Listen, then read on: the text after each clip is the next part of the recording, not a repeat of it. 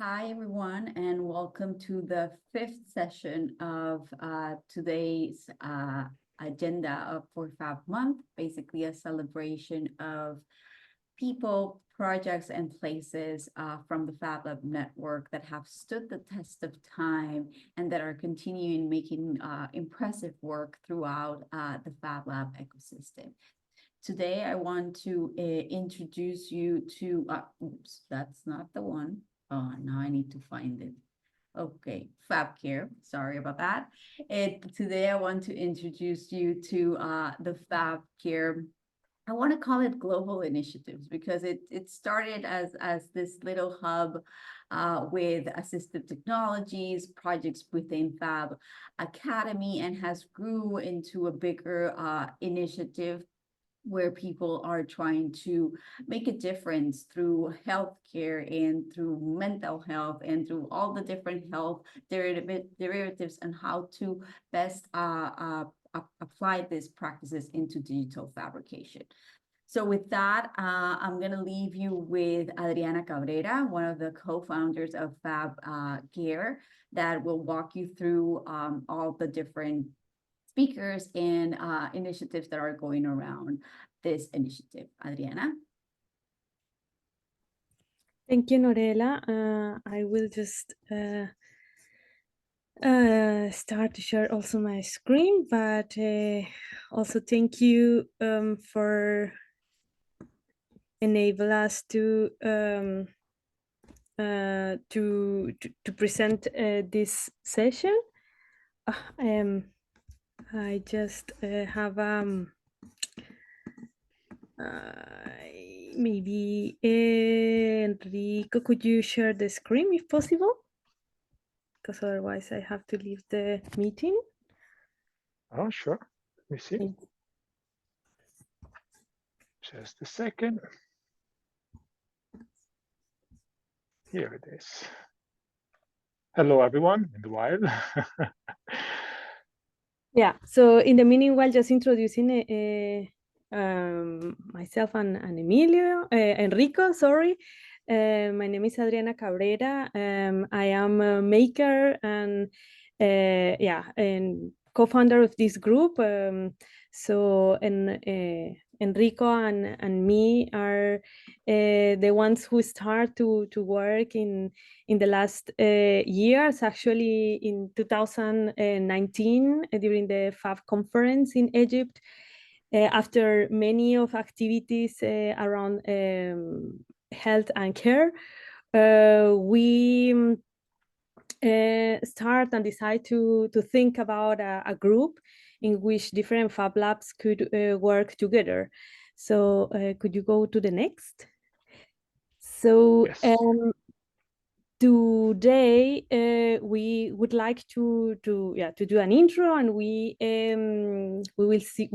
want to explain through some of the ways how to engage in Fab Care group and community. We will present some a kind of a workflow, a framework through our precious panelists, Lina, Jason, Emilio, myself, Leila, and Enrico. So, but just to start to present, so could you go to the next, please? So Fab Care, as I mentioned, starts as a global network to innovate healthcare, and especially how to produce locally, but also how we could prototype locally and engage locally, but also share globally all resources that we have, especially together with Open.Fab Lab and Fab Lab Camp Linford. Go to the next. Yeah, so maybe I will just say that we have a platform in which we have this statement and many other resources, what also Lina will present in the next time. So next, with this, I just wanted to say that Fab Care is also an initiative that works as a part of the symbiosis of different initiatives, as Fab Academy, Fab Academy, and Fab City in different Fab City challenges. It's an initiative that grows voluntary and without resources, but more with the objective of working together and keep labs in this network together and collaborate through these years to work in the topic of healthcare. And we have a Fab Care WhatsApp group in which you are more than welcome to join and to share also other activities. So with this, I will just said that, as I mentioned, we have this amazing platform in which we have some steps how to engage in the Fab Care community. We have 10 steps. So we cannot present today the 10, but we make a selection of these experiences through, as I said, how to engage. And with this, I want to give the voice to Lina to start with the explanation of the resources in the Fab Care platform. Thank you, Adriana. I'll just quickly jump to the next page because I know so I'm happy to be here. Thank you for that. I'm director of Open Dot, which was part of starting up the Fab Care, but that was before my time. I just joined recently, but Open Dot, to just very quickly, is an innovation center focusing on social impact in many different areas, but one of our core areas is within health and care. And we have obviously digital fabrication lab supporting and doing this. But I'll jump to the next slide. And Enrico, while I talk, if you like to move also into the website and show directly, you're more than welcome to do so. But just give a little bit.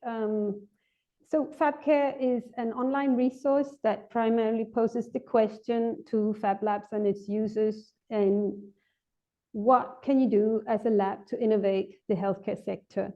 And so Fab Care provides guidelines and resources and a network to answer these very questions. And so, like for example, today, health and care have technologies and methodologies that can better the life of many people living with disabilities, both physical and cognitive. But the core question really behind the manifesto that also Adriana mentioned is, we're all different, so why should we care for everyone the same way? And in other words, how can we innovate down to the level of the individual needs? So the question behind the core 8 principles that provide a tool for a co-design process involving the patient, the caregiver, and or family and medical experts that must be considered to create sort of health and care innovations for impact for better for both individuals and communities. And the manifesto emphasizes the importance of language and listening and observing and learning together. And it emphasizes also the need to build a mutual trust and proposes an inclusive approach at all stages of the design process, from co-creation to prototyping, from sharing to expansion, and to increase social impact. So I'll dive into the toolbox, which is designed as a step-by-step agenda for collecting insights that are crucial to this innovative process. And it's created to quickly and briefly note and reflect on problems in order to find out what the real needs are. And in addition, the impact can also be captured by filling out forms and analyzing the obstacles encountered and impact on the daily routine. So the toolbox offers 8 functions that guide the co-design process. And so we go to the toolbox, and there you see the 8. The first one is talking about the manifesto, but then following there are 8. How to create a positive dialogue, how to run an interview, how to collect needs on a daily basis, how to define a brief, design a concept, to communicate a project, and to share the project online, and how to make a story about. So, for example, if we dive into the issue of collecting needs, this tool is intended as a sort of personal agenda for gathering insights on a daily basis. It helps to quickly and briefly note down problems and reflect on them to find out what the real needs are. It also is possible to record the impact by filling out the form and analyzing the obstacles encountered and the impact on daily routine. And this daily exercise is, for example, really important because it helps you to focus attention on the experience and define the brief by focusing on what's missing and what could be better to change. In fact, it's a tool that aims to move from problems to needs. And essentially, I would say you could always ask yourself, you must always sort of ask yourself the question, what's real need behind the problem? And so, if we go to the digital fabrication, the digital technology cards, which is, let's say, an additional part of the toolbox, it's a series of cards that help you talk about technology with non-technical people. So, for example, the cards help you to explain the potential of digital fabrication and provide a common ground for learning about machines, actuators, and sensors that are available on the market. And so I hope that this is really brief, but I hope by inviting, this is inviting you to explore and use Fab Care in the future. And of course, I invite everybody who's interested to join Fab Care network to sign up online. And so again, to echo what Adriana say, we really want to expand this network and be as broad as possible, and so that we can continue also the philosophy of open source of what we are finding around. So thank you so much for having me.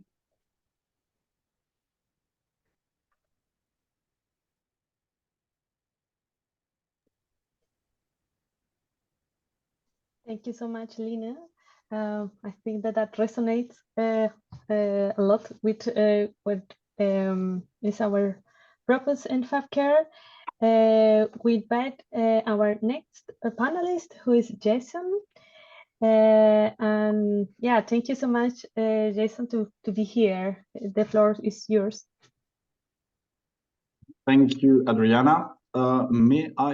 I see that the slides are not in the same order as the ones that I had, but so if you don't mind, may I share quickly my screen, or would that be difficult?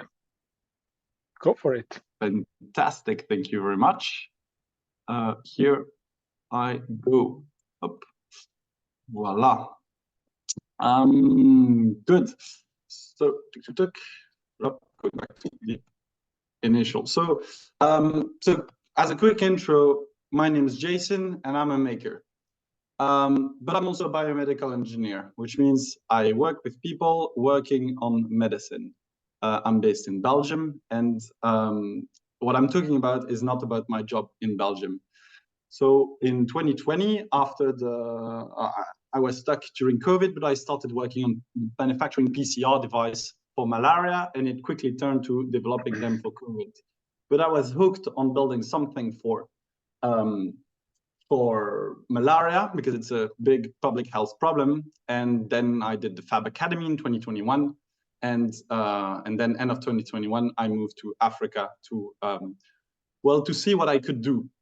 So what did I do? I moved from Belgium. I went to the University of Bath, where they were developing an interesting digital microscope. I'm very much in favor of sovereignty, that we're kind of fighting for in the Fab Lab movement, but also in openness in enabling people. Then I moved to Tanzania in Dar es Salaam, went in Kigali, then back in Dar es Salaam, then Nairobi, but I also got in touch with people across different places in Africa to see if their needs were similar to what Lina was saying. So my goal was to develop better diagnostics, and the idea was improving the gold standard for malaria diagnostics with digital microscopy. Specifically in Africa, what I did is go on the ground in Tanzania, Rwanda, Kenya, and then later in India in Cameroon, Uganda, Nigeria, and in India. I just got in touch with people to understand. And after that, I went to India myself. My approach was, let's discover the reality and the perceptions of people in Africa about health and the reality of the healthcare system, and practically stick around and find out. So the project that I was investigating was the open flexure microscope. That's where I started, developed in the University of Bath mostly, but also with a community in different places, including Bongo Tech in Tanzania and Dar es Salaam, where I went. What I want to push everyone to go for is, if you want to do healthcare, look into science. And if you do it science, GOSH is amazing. And they have more local, let's say, gatherings such as Africa OSH in Africa. Because, well, open science is the beginning of open medicine, and open medicine and open healthcare are similar. Medicine is not healthcare. For me, healthcare starts with relationship, but we won't dive into this. We're about Fab Care today. So what did I do? I went into Tanzania, met with Valerian, mostly spent most of my time, and with Paul, who are the two leaders of Bongo Tech. I started by figuring out, well, what can we do in Africa? If we're talking about fabrication, it's mostly a question of what are the capabilities on the field. And so in the end, we made some PCBs with 3D printed stuff, we laser cutted out stuff. We worked with looking at the microscopes that were in the field, and then we built one open flexure locally. And what I did across the different countries I went to is, okay, figure out what's possible to make there. Because if we assume, and I see that this thing up, see what's possible locally. Because if you're building stuff in Belgium, you have great quality PLA, you have great quality plastics, you have great logistics, you have reliable sheets of metal, like they're all the same thickness, have the good quality wood, etc., which is not available everywhere. So both the machines, but also the expertise of the people locally, but also the materials are not the same. And even there, you can in turn come across other problems, which you can see here, which is when it's raining, it very well can flood stuff. If people just go in Barcelona, the city is wonderful. When it's sunny, when it's raining, well, it's kind of the same. It's not made to handle the rain. And so what I discovered is the material is not always great. Sometimes you can have good machines, good people, but then the machine, well, you have a huge unreliability on the quality of material. The sheet is supposed to be 1 millimeter, sometimes it's 1.2, sometimes it's 0.8, usually it's 0.8 because they're cheap on the material. The second thing is, well, they don't have the same material. Sometimes they have very bad stuff, sometimes they have very good stuff, but not always the same. And the training of the people, maintenance is also a challenge. If you don't have access to good training, probably the maintenance will also suffer. And what you think is the problem might not be the problem.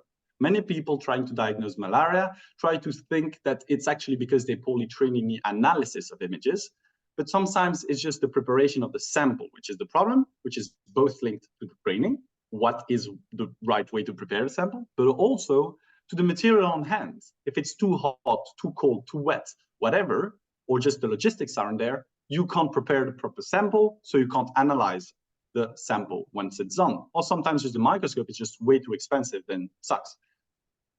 Second thing I want to, another thing I want to come and share is assumption kills. You can see beautiful machines, but then realize in the same hospital that, well, they do things very well, very much well with what they have, with scraps. So sometimes they have great stuff, sometimes not. Don't stop at the front door. Go in and see what's the reality. Just ask people, just move around. Also, healthcare is not only about the gadgets that you see, but it's also a system. So meet the people in the system. So that's me in RDB, so the authorities in Rwanda. Here's the ministry, a ministry in Tanzania. Also, I don't have the picture for the one in Kenya, but talk to these people because they are trying to build a system as well. Now, the takeaway, we'll just not go further in time, understand the problem, discover the constraints, and meet the stakeholder. I also think that regulatory and quality in medical device specifically are very important. I also already did a training on that with Enrico end of last year. And my key takeaway would be simple beats smart, but simple take time. So take the time to build something smart. check these guys who are way smarter than my approach because they're actually sticking around and building that thing over there, building 3D printing prosthesis. And that's the guy that you should contact if so. And that's me. You can find me on LinkedIn if you have more questions. Voila, thank you. Thank you, you. Jay. And thank you to help us to think about how we could, facing the challenges through replicating and building upon. That's great learnings for future. Let's, the next in the presentation is, will help us to reflect in exploring healthcare in advanced training programs. Let's give us the welcome to Emilio Velis. Hello. Talking about. Hello, Emilio. Thank you so much for being here. No, thank you. Can I also share my screen, if possible, to make it easier? Let's see. All right. I begin my 5 minutes. Yeah, so I'm Emilio Velis. I am the executive director of the Appropedia Foundation. What we do is we have a platform that is focused on sustainability and international development. And for the past 5 years, we've had a big component related to healthcare.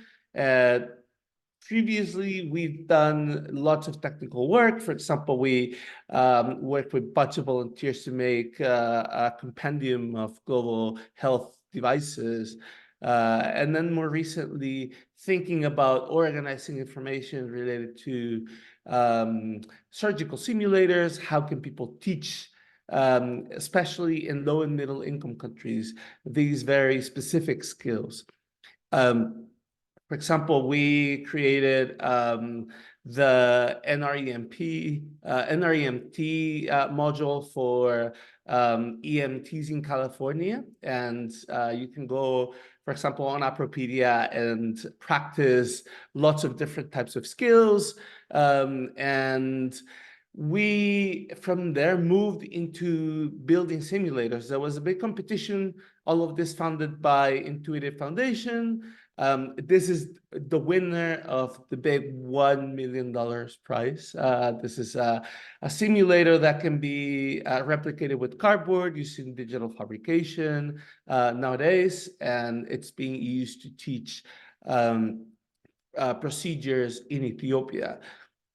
We also have uses of 3D printing, so you can see how it starts to develop into the uses of digital fabrication technologies.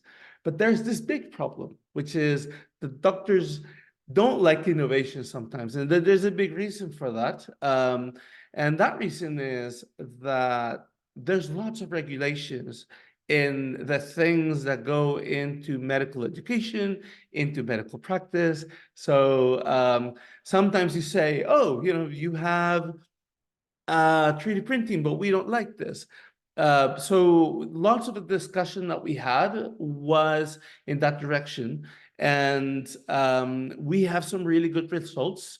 One of them is that we're also working with Search Hub, which is the United Nations Learning Hub, as part of the technical committee working on ensuring open access to courses.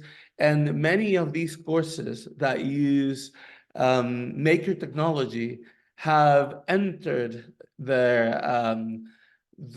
offer. So this is one example of how working with the practitioners, we can start enabling better collaboration. So when you think about bridging the gap, we have the makers who can innovate, thinking about bending the rules on making things, and a broader knowledge of different types of technologies.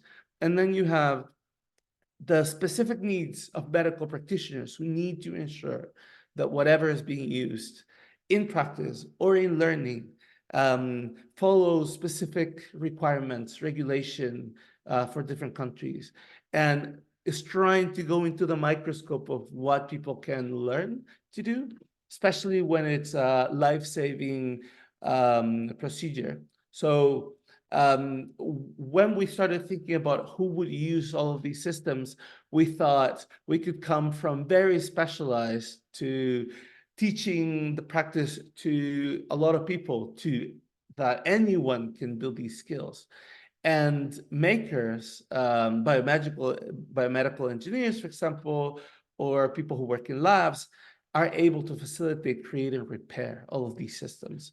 And some of these challenges have to do with designing and making these simulators, the access to the content, the self-assessment for students, and then the access to how to manufacture all of these things. So these are some examples of working with a community of practice, of surgeons, technologists, specialists in different areas, designers, and then going to the field. This is a photo in Guatemala, for example, working with learners for a simulator that is teaching them how to apply tourniquets. And the idea is, how do we move from one area of expertise to the other? And then finally, this is one of the last things that we're working on. This is a materials database. So this is the whole idea, is that we can enable makers to build better simulators.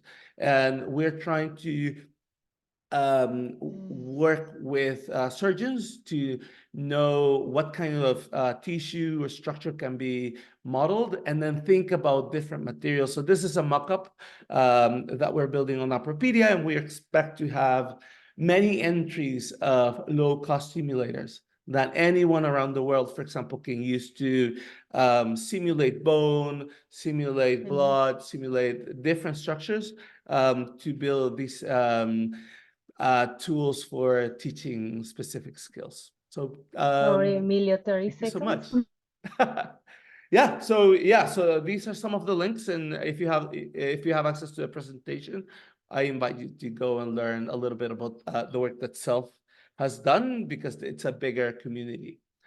So yeah, thank you so much.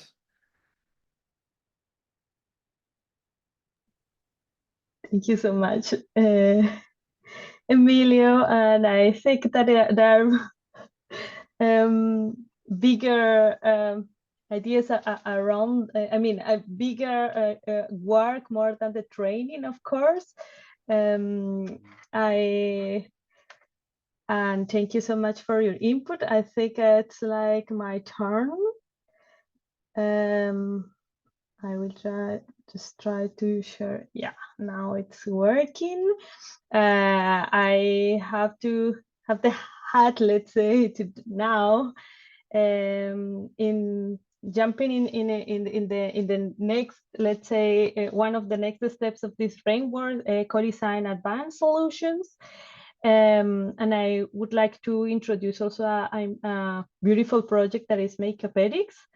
But before of those, I just wanted to say that the inspiration of this project was the experience I had through my FAB Academy by developing an orthosis for a patient with paralysis in his left hand. And in that time, we had the opportunity to cooperate with a company who is developing medical suppliers, medical products. And also we had the opportunity to implement or cooperate also with them, developing also an academy together with the professors in the Hochschule Rheinwald, in which we also cooperate to do this project. So after we decided, when we applied to do this project, Makeupedia, that it was meant to apply digital fabrication, and especially the practices that we have in the Fab Labs in open innovation, how to create open source hardware, and how we could create an open space to create these prototypes that after the company could implement and do an innovation in the company. So here is our group from Matrix GmbH and the Fab Lab Kamp Lindford with my colleagues also here present. So I just wanted to explain one of the prototypes. We proposed 3, but this one is it's the development of an insole for patients with diabetic and who might need an orthosis for correct not only the posture but also to understand how we could through IoT track the development of the disease. So this didn't come alone. So what we did was a process of agile, applying agile methods to understand what kind of illnesses were more often in the products what they develop, and also to understand that the problematic why diabetes was one of the biggest problems, and also to understand the communication in between with the physiotherapists, with the doctors, and especially with the developers of the process. So what we try to do was also to understand better how can the technologies in the Fab Lab help to develop locally these products and distribute it. Because one of other challenges that we have in that moment was that resources, for example, in the pandemic, we couldn't send something to China, for example. So we might need to find more solutions that we could reproduce locally. And that's something what we start to reproduce and to do like a small loops of prototyping together to solve these questions and to help to prevent cases of diabetes that it will produce, for example, until the last stage that is amputation. So here we see that we develop a process, especially with one of the machines that it's actually used for decoration, that is the embroidery machine. But we produce sensors and an insole with sensors and with a matrix, and also with an embedded temperature sensors, in which we could produce locally, and also some new processes that they could implement in the company, but also at the same time how we could teach the people in the company how to produce themselves this insole, and embed also electronics that is not often to do in this kind of companies. So another part was very interesting, and it was not only to keep this knowledge in the company, but also share this knowledge in other venues. So we did this workshop how to produce this kind of, let's say in a kind of a workflow. We did a workshop in the Fab conference in the Fab Fest in Bali. And after we did the same workshop with the employees from Hodei, and I think that was a interesting experience how to learn from each side. So that's what I wanted to share today with you. Thank you so much, and I will stop my recordings. And so the next panelist is, or Leila, do you want to share the screen, or shall I do it?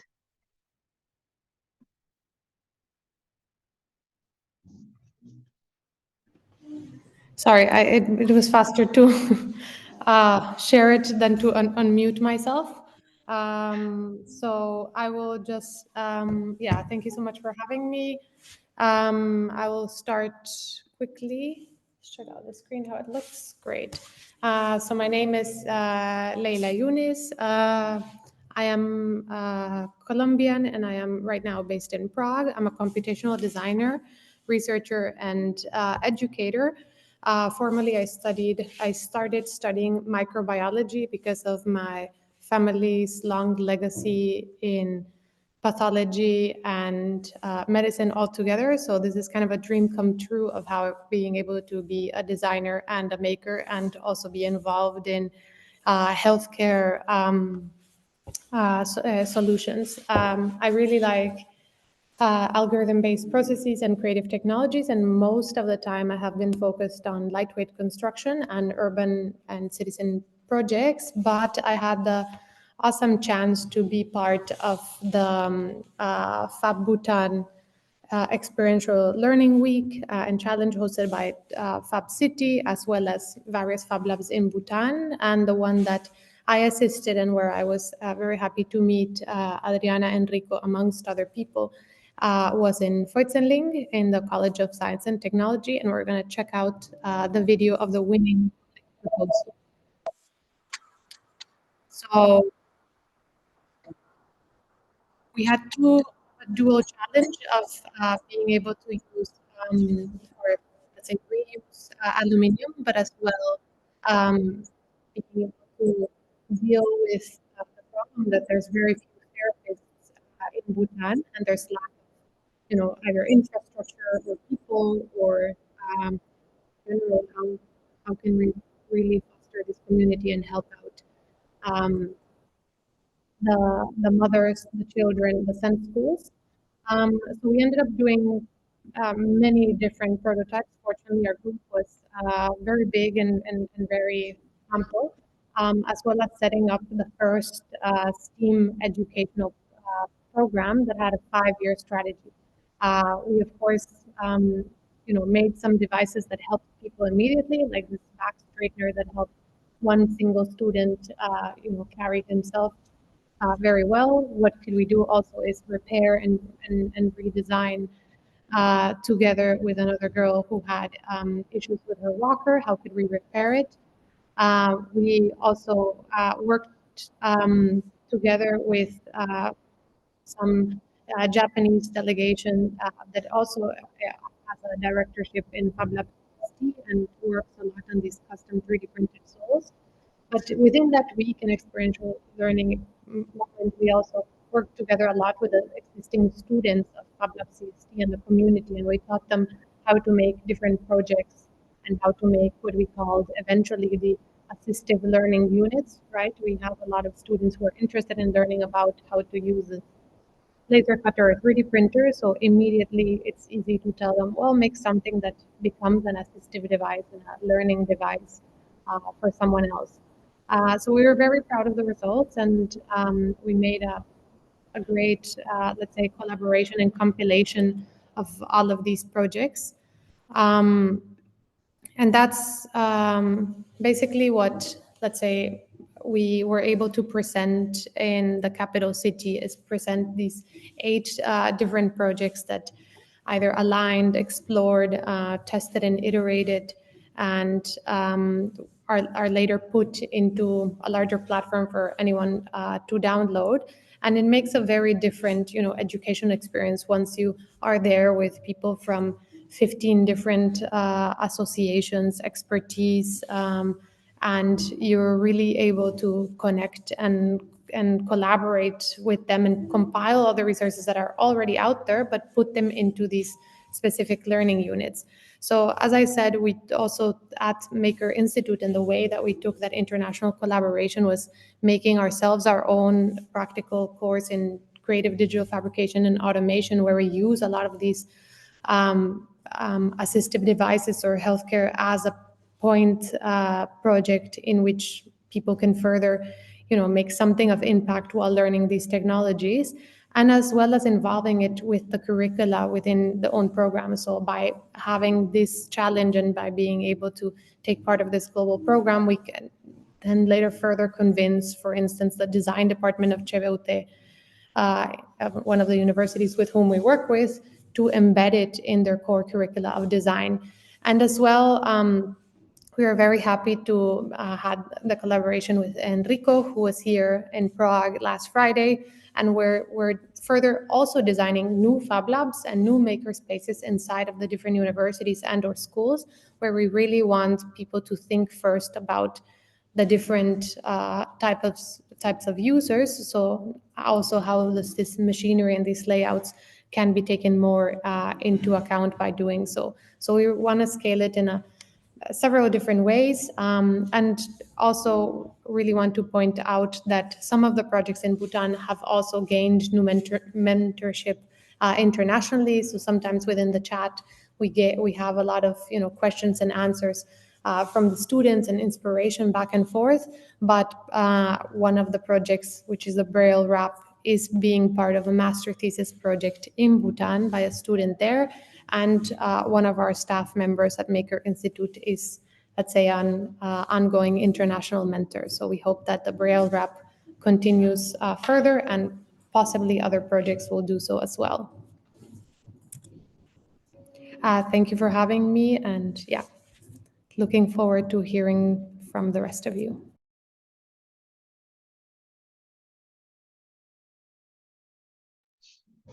Thank you, Leila, and thank you to help us to connect all of this amazing work in Bhutan and how to further boost collaboration in research, and also how you are doing this in practice, that we are very happy to see in the next in Mexico, but also in the next year after in practice. So let's that was the idea to have a review of the framework. So let's go to Enrico, who will talk us about further opportunities in collaborating with Fab Care. Thank you. Thanks to everybody actually to take the time and join the talk. I really appreciate that on a personal level. So I'm Enrico Bassi, together with Adriana, while I was managing Open Dot.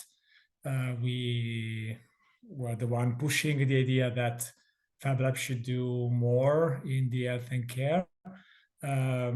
So I will not get into the details. We've already seen this, but it's just to wrap up the fact that today we've seen some examples on the platform. You find these 10 steps. If you're a new lab and you don't know exactly where to start with the blue one.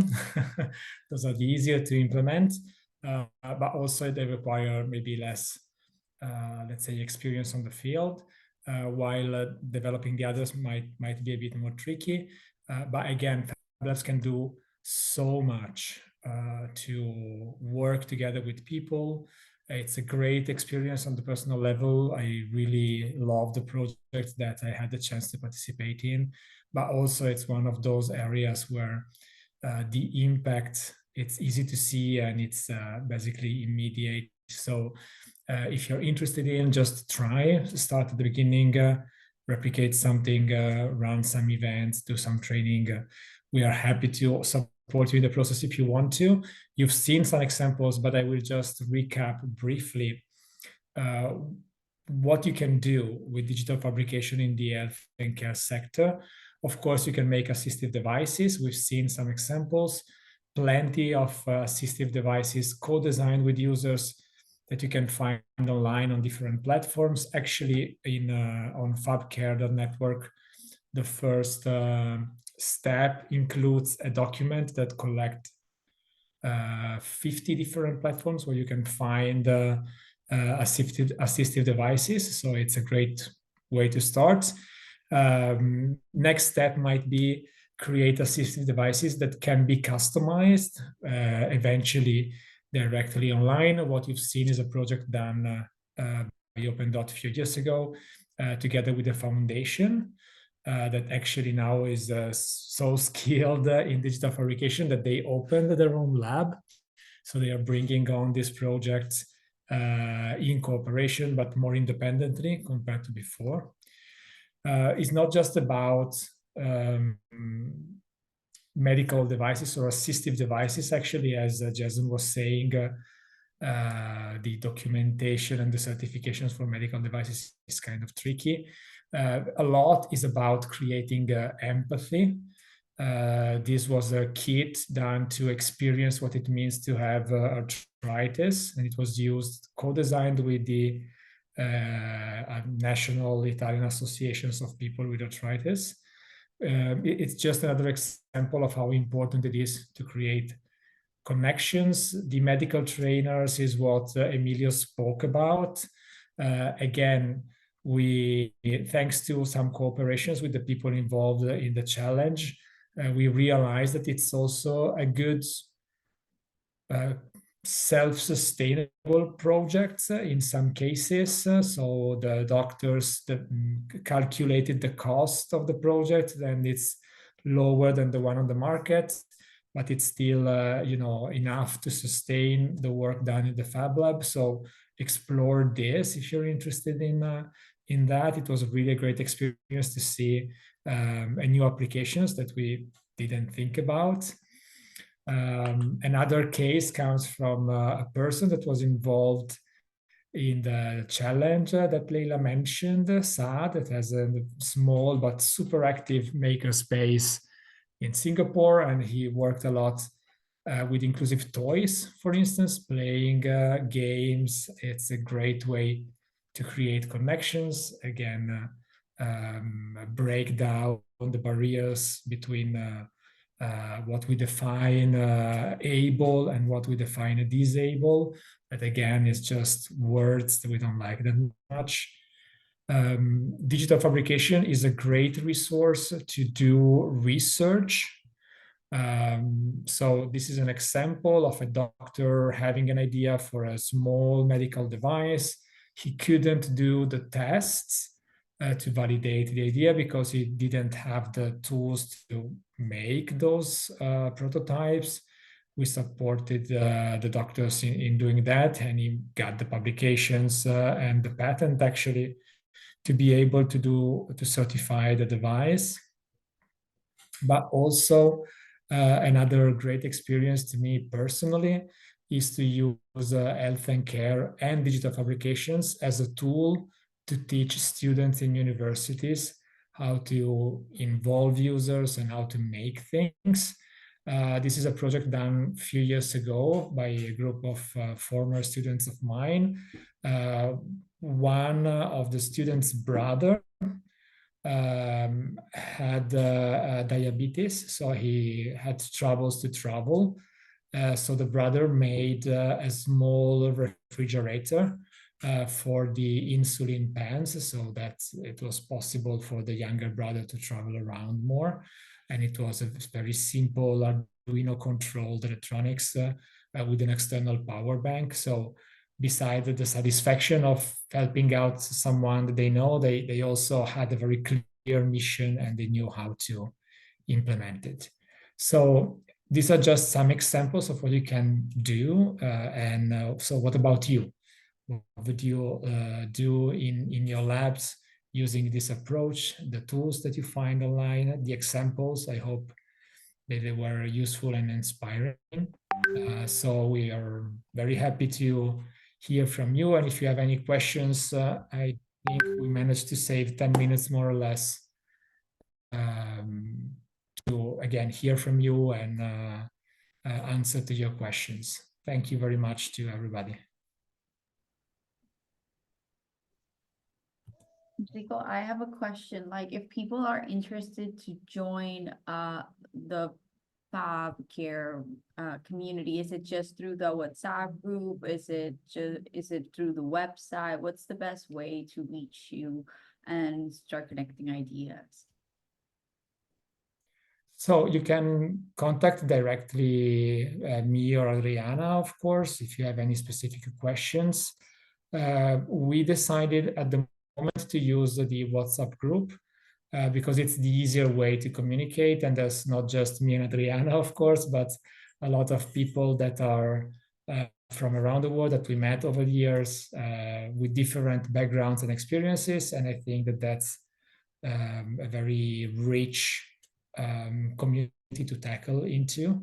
So feel free to do that if you want to. And again, let me see. Yeah, here you have our emails and numbers if you want to contact us directly. Thank you.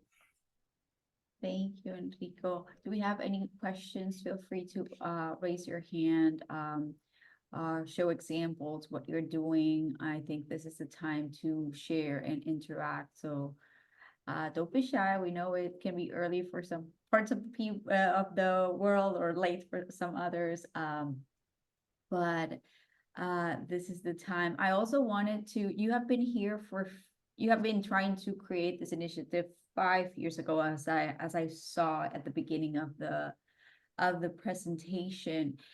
I wanted to try to understand, like, what have been I know the biggest challenges about the group that we can figure out in a way in which we can spread the word of what Fab Care and how to involve either medical health cares or other people in the network, like engineers. Like I saw the great example of Jason as a medical engineer and how he's like going around the world. I wanted to kind of understand what have been the challenges and what is the path for the future of this initiative. You explain a little bit on that? Yeah, sure. My personal opinion, and then Adriana, if you want to add something. So the harder is always the first step. So the feeling that maybe it's an unexplored field with some complexity, regulations that might be tighter than other fields in which Fab Labs operates. But again, it's not impossible. We figured out some area where it's easier to do things. We figured out, experiences and materials that can be used to simplify the process. So if there is any interest, just reach out. Something that we noticed works very well is the training, of course. So in the past, we've done some master classes. Last one was in Amman, a lab where Adriana where I've been as well. And during that masterclass, the students that I interact with were from the medical field, the bioengineering field, the designers, architects. So the variety also helps to create a community that then can stay in the lab and bring on new projects. So it's a good way to start things. Adriana, do you want to add something? Or the challenge, of course. We showed one, but Mexico is going to be the third. Yeah, I think that definitely the interdisciplinarity is really important, especially when you get more in advance, let's say, solutions, but also, of course, therefore is the idea of the framework, because it's not impossible that as a designer to get engaged with the topic, or maybe for other disciplines that maybe are not deep in the topic of care. I think that there are many topics that today we faced in health and care, as Lina addressed, as for example in co-creation. It's very, very important to have these different perspectives. But I think also, of course, a challenge that it's clear, of course, is like having I think that not only for Fab Care, but also for the initiatives that are voluntary and that works just only for our motivation is, of course, funding. I think that this is one of the parts that it's tricky, but I think that the idea was more like working globally, and I think that therefore is the conference, like the place in which we are always coming back and meeting and having this kind of next step. Yeah, so that's from my side, but I think that I would like to hear maybe another one. Thank you so much, Leila, to be here. As as we said, like we know many people, as for example, Jason, maybe you guys have also your challenges that do you think are facing through these practices? Emilio or Jason? Yeah, I can go. Yeah, so one of the, just an example, one of the challenges that we are having right now is working with Fab Labs or maker spaces.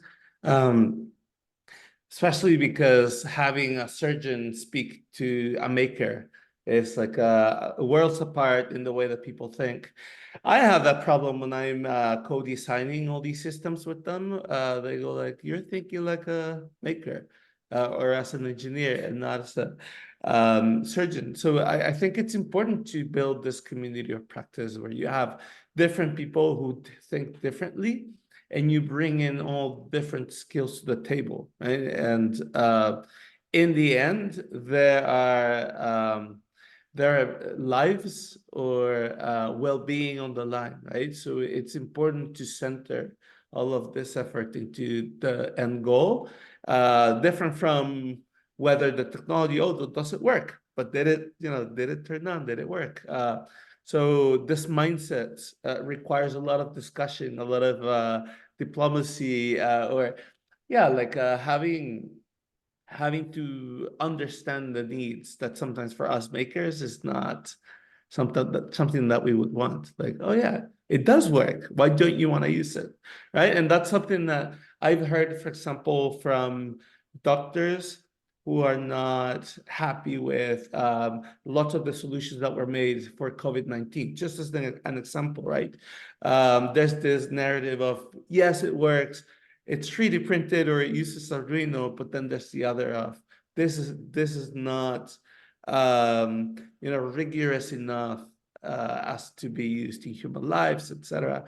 So having, just bring in these discussions can make it possible for the maker community to be more useful in delivering healthcare. Thank you, Emilio, and I would love to continue the conversation, but we have run out of time.